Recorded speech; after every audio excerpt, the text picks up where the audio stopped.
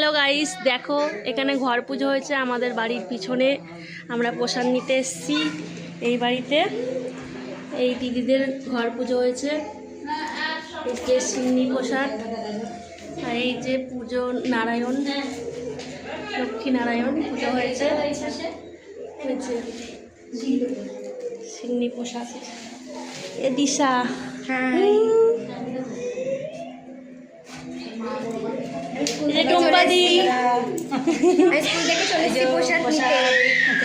আর এই যে কাকিমা খাচ্ছে এখন বসে বসে, বসে পড়েছে।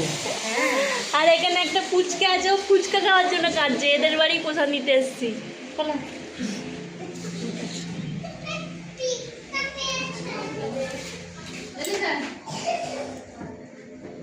কাদের কাদের সিন্নি প্রসাদ খেতে খুব ভালো লাগে? আমার তো খুবই ভালো লাগে, যেখানে হয় আমি চলে যাই।